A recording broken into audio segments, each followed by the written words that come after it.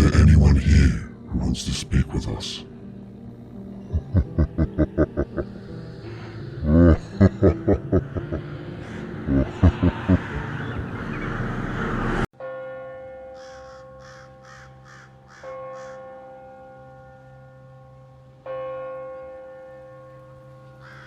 Seems like a lot of people have scary experiences with Ouija boards.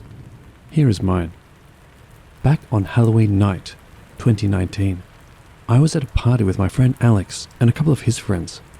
We were all having a good time jamming out to spooky Halloween music.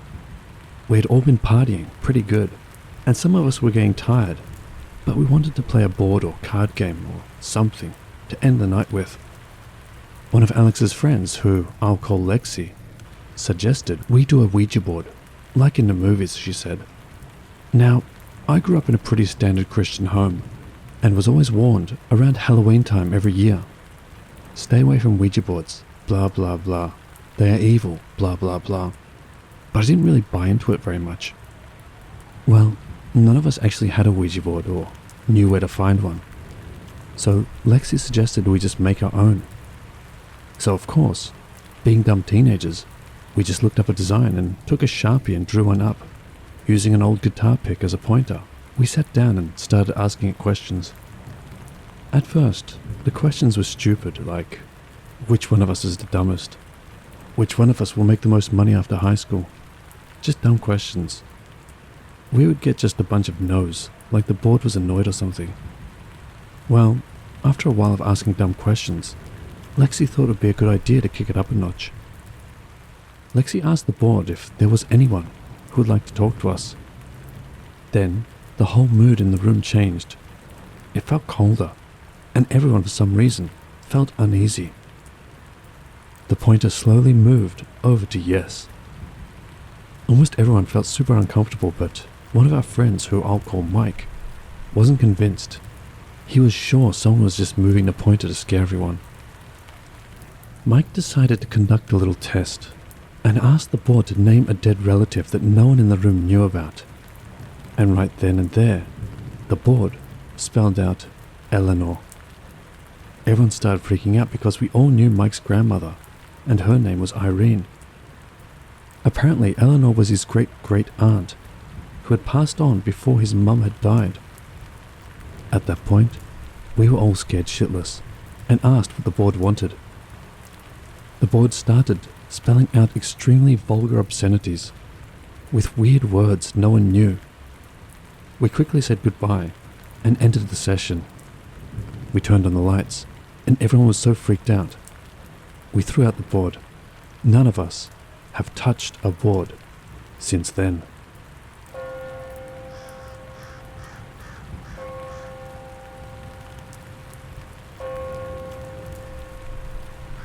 I'm reaching out because I don't know where else to turn.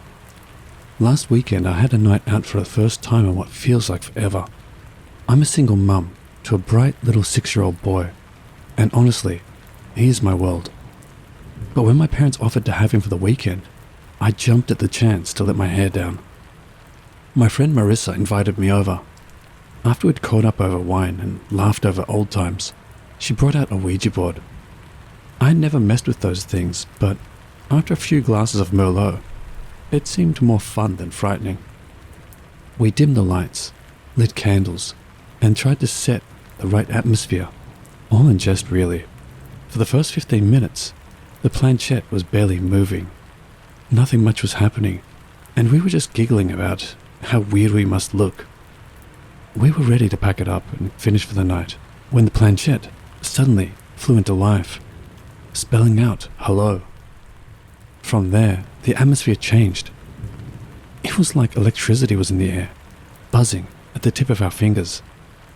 The planchette started responding with a vigorous energy that made it clear it wasn't either of us moving it.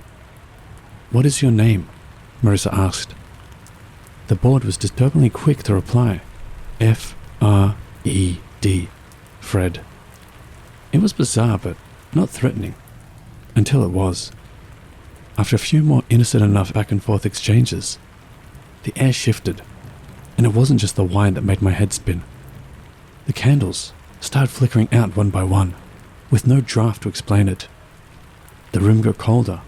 The hairs on my arms stood on end. And I could sense, no, I could hear whispers.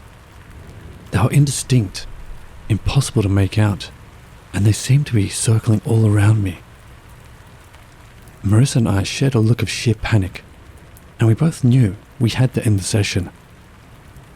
We pushed the planchette towards goodbye, but it slid to no. Again and again, no. My heart was jackhammering in my chest.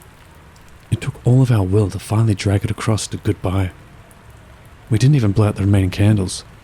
We just ran to the car, not caring about the ridiculous spectacle we made. That should have been the end of it. But now, a week later, my little boy who knows nothing of that night whispers to me in the early morning about the shadow man who talks to him at night. Chills raced down my spine when I saw faint bruises on his neck. He says it's from the shadow hands. I've been scouring the internet, trying to find out if I've invited something into my home, into my life. Nothing feels the same anymore. There's a heaviness, a watchful presence. I'm worried I've put my son in the path of something I can't fight, because I can feel it too. Whispers at night, and sometimes something cold brushing against my skin. Please, if anyone has any suggestions on how to fix this, how to protect my son, please let me know. Update. Since I wrote this, things have started to slowly come back to normal. From the advice of one of my friends, I visited a priest and he specialized in this type of thing. It seems to have helped, for now. One thing's for sure though, I'll never use a Ouija board again.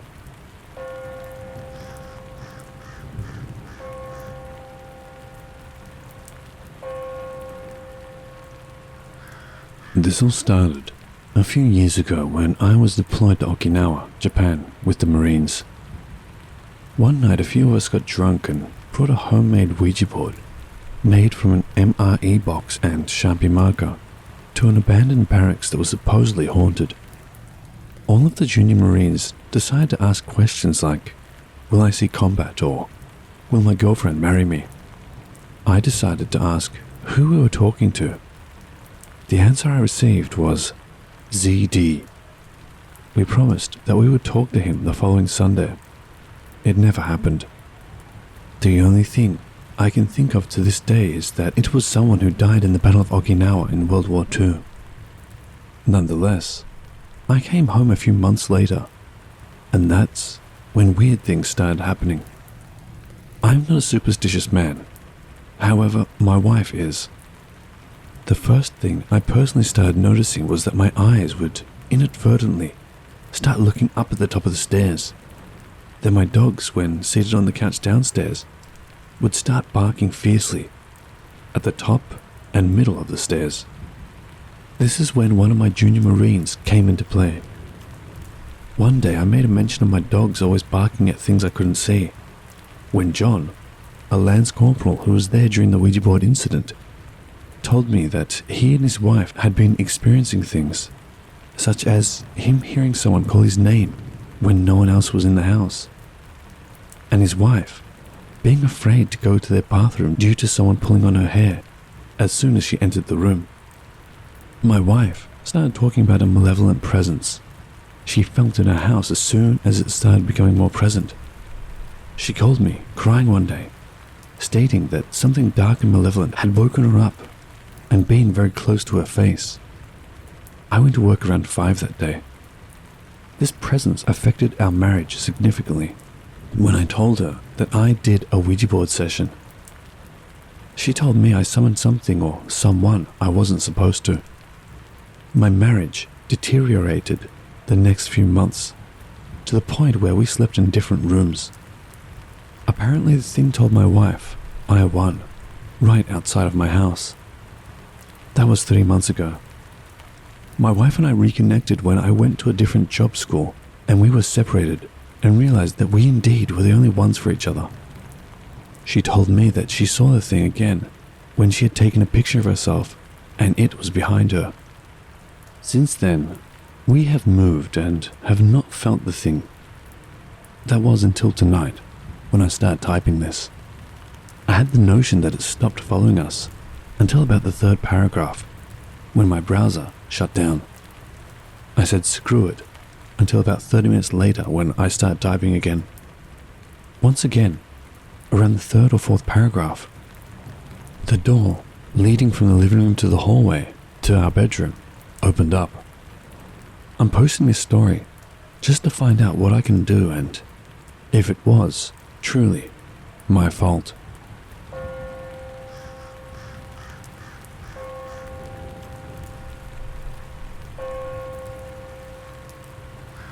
So this happened like a month ago, right at the start of spring, when the air was just starting to get warm at night.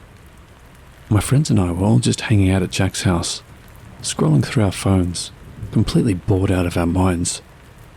All of a sudden, Jack said, "Hey, let's try out my sister's Ouija board. She's out of town at the moment, and I know where she keeps it."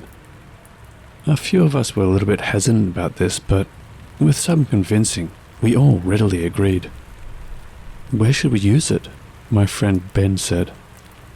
After some consideration, we thought we'd take the board to the local park at around midnight and use it at the playground, for two reasons.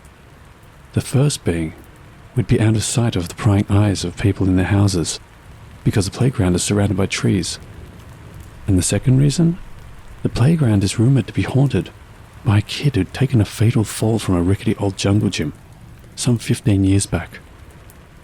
The original wooden jungle gym had been torn down, and now the modern plastic one was in its place. It even had a section with a small roof over its head. That's where we planned to go. As we headed out, we moved through the darkness of the park, at times using the flashlight function of our phones. We found our spot. It was at the top of the playground, a small covered section just before one of the slides. The park was lifeless. The swings moved ever so slightly. We set up the board and positioned our hands lightly on the planchette and began our session beneath the park's dimly lit lanterns.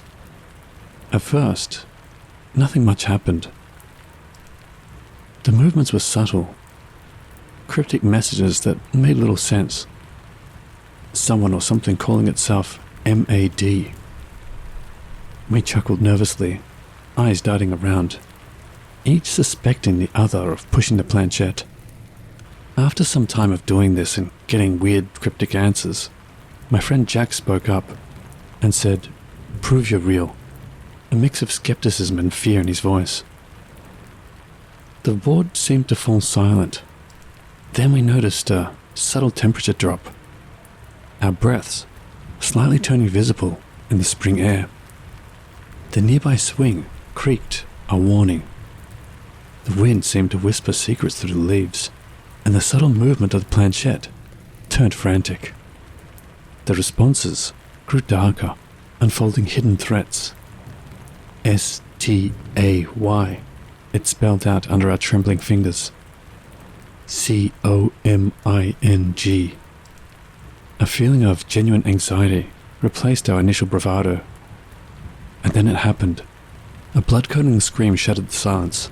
A stark, human wail that seemed to come from nowhere and everywhere all at once. Without thinking, we all sprang up in unison, fleeing the playground as fast as our legs could carry us. One problem though, none of us had the sense to say goodbye through the board and close the session. We just ran. The world outside the park seemed strangely detached, as if unaware of the shadows that now clung to us. Dawn found us, haggard and sleepless in Jack's bedroom. It was then that we realized the mistake we made. Jack had to get the board back before his sister returned in the afternoon. We all went back to the park, none of us wanting to go, but it wouldn't be right to let anyone go by themselves, you know? What we found made our blood run cold. Unnatural claw marks surrounded the very spot we had sat. We exchanged frightened glances, realization dawning. Something had followed us home. Now, weeks later, things are happening. Doors slam, with no wind. Echoes whisper down empty hallways. Shadows flit just out of sight, at the corner of our eyes. And the sense of being watched is constant. We're out of our depth here, grappling for normalcy while fearing nightfall. So here I am, reaching out in desperation. What can we do? How do we fix this? Is there a way to close the session? Or are we always going to be haunted like this? Thanks for listening.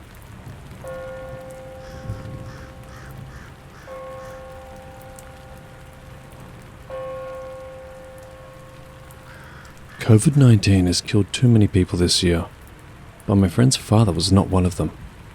He died from a heart attack. The funeral rites of Hinduism are long, to make sure the soul's attachments to this material plane are completely removed. Part of this is to make sure that any chance of the soul being left in limbo to haunt the living is minimized. My friend, distraught and in grief, collapsed at the funeral.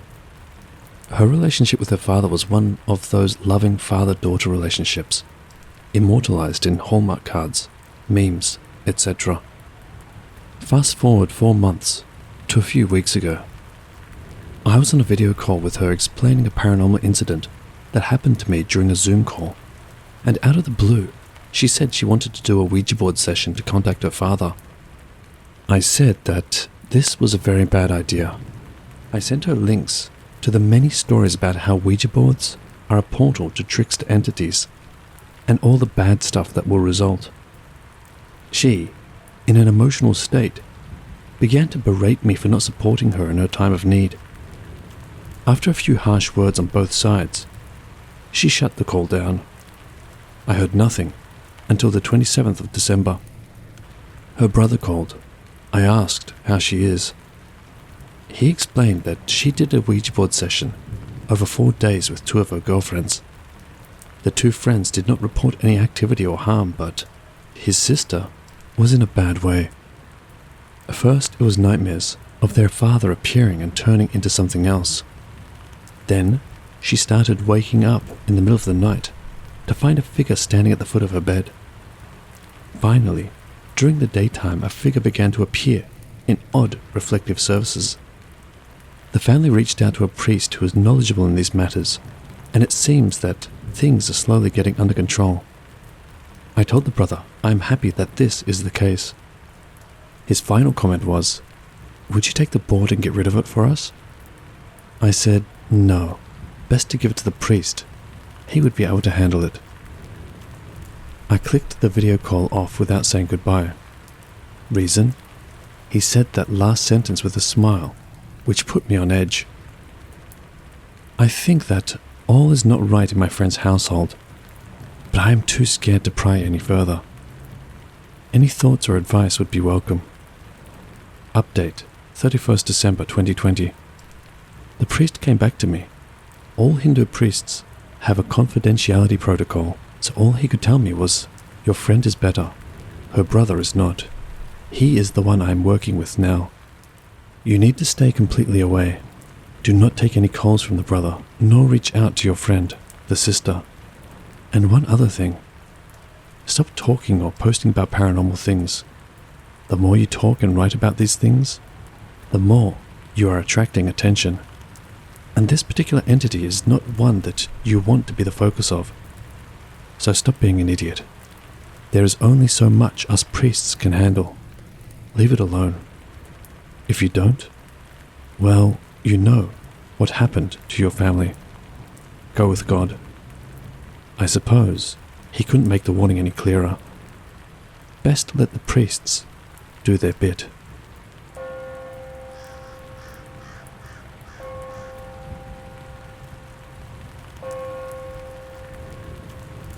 I never thought I'd be sharing this, but maybe it's time. Maybe someone out there can pull some sense out of it, when I couldn't. Back in 81, I was a different woman. Braver, maybe. Foolish, definitely. It was the summer, and the nights were as hot as the days were long. We were a close-knit group of friends, 4 of us, all mothers living on the same block. Elaine was the adventurous one, and in her attic, we found it, An old Ouija board from who knows when. We chuckled at it, played at being scared. But what did we know? We tried it one night after the kids were down, thinking nothing of it. You know, just a bit of fun. We set it up in Elaine's living room, the windows open to the night's breeze, trying to ignore how it carried the scent of Elaine's wilted gardenias. At first, nothing happened. We asked dumb questions, laughed nervously. But then, the air went still. The planchette moved with a purpose that had none of our fingerprints on it, just skidding across the board like it was being pulled by magnets. "Who are you?" we asked it. The planchette spelled out, "Find me." We thought it was a game, a trick, one of us pushing it, for sure. But nobody confessed. Elaine, always one for theatrics, poured on the drama. She asked where we could find them. "Look," was all it said before the thing went mad, zipping to every corner of the board like it was possessed. Elaine laughed until she cried. Or maybe she cried until she laughed. It was hard to tell which. That should have been our cue to stop, but we didn't. And that's when the things I can't explain happened. A picture frame fell face down, no one near it. The temperature dropped until we could see our breath in front of us. It scared us enough to say goodbye, but that wasn't the end. No, the real end came after. Elaine changed, stopped laughing, stopped coming out for coffee on the porch. She looked hollowed out, like whatever we found in the board had found something in her. She just whispered to herself, fingers twitching like they were longing to move something unseen. It's been years now, and she's not gotten better. Doctors say it's mental illness, but I saw her before and after the board, and I've never touched one since. If anyone knows what we did, if you've heard of anything like this, help me, help her, because something touched our lives that night in 81, and I fear it never let go.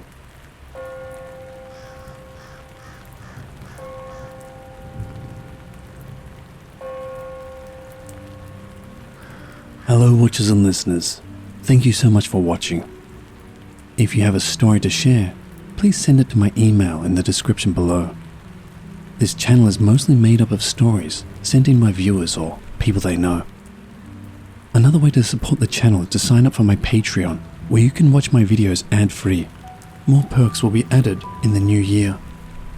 Also, I will be adding new designs to the merch store, so keep an eye out for that. Thank you all for your continuous support. And remember, Papa loves you.